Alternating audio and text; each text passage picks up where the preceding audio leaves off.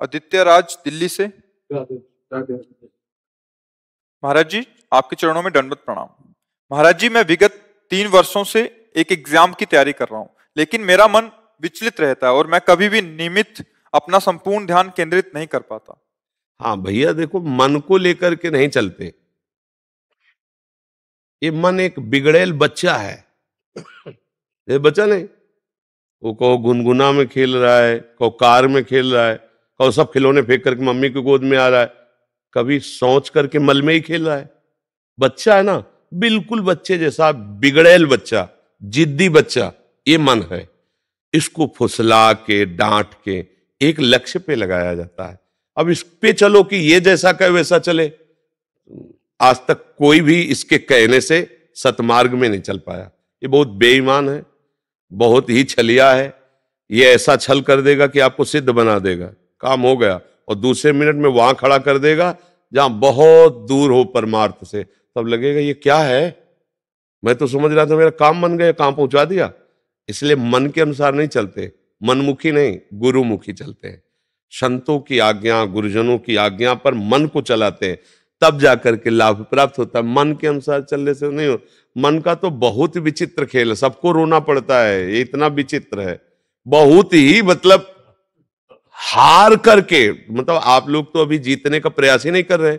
जो जीतने का प्रयास करते हैं वो कई बार इसको घुटने पे लाते हैं, फिर वो चित्त फेंक देता है, फिर वो हार करके सोचते प्रभु मैं हार गया, आप तो कुछ करो।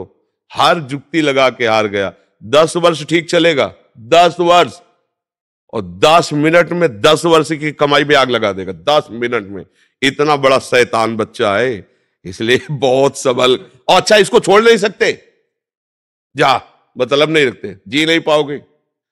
वो एक ऐसा अपना अंग है जिससे हम अलग भी नहीं हो सकते और जिससे हम मिल भी नहीं सकते।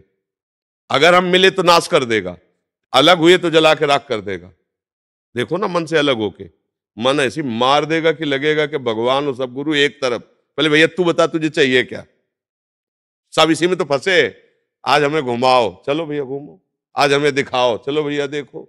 आज हमें ये भुगाओ, तो चाहे पैसा लगे चाहे जूता चले।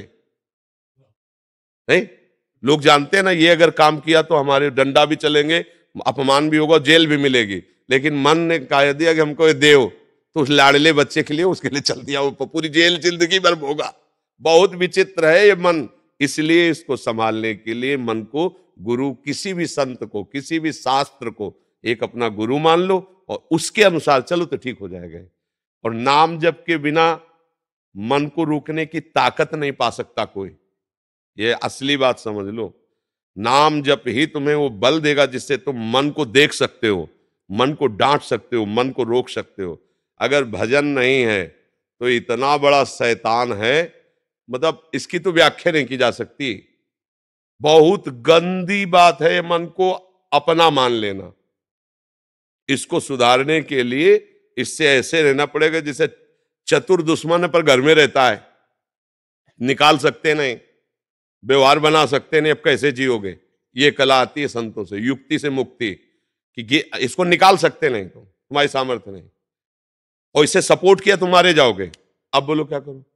ऐसे ही सब फंसे, सपोर्टे में तो फंसे। जितने अस्पताल भरे, जितनी जेलें भरी है, मन के सपोर्ट में ही भरी है।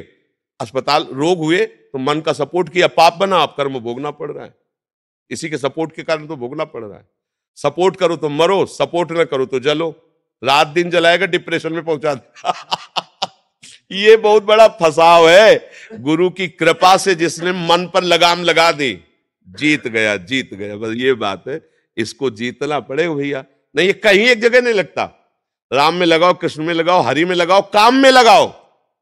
हम कह रहे काम में किसी एक जगह अगर हो गया अकेला कि आज भोग लिया और संतुष्ट हो गया, आप जीवन भर जेल भोगेंगे, लेकिन इच्छा नहीं होगी, तो हम कह दें कि चलो भाई अब ये कभी अशांत नहीं। पर ये बेईमान जिसको चाहता है ये चीज मिल जाए, और जहां मिली और जहां उसको भोगा, तो इसके बाद फिर वहां से कहता है ये नहीं, वो वाली चाहिए।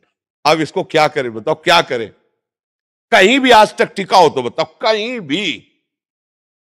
अरे उसे कहीं नहीं मिलता तो फिर वही, फिर वही, फिर नई लालसा, फिर यही राज से तो समझना होता है। यही तो सबको मारे डाल रहा है।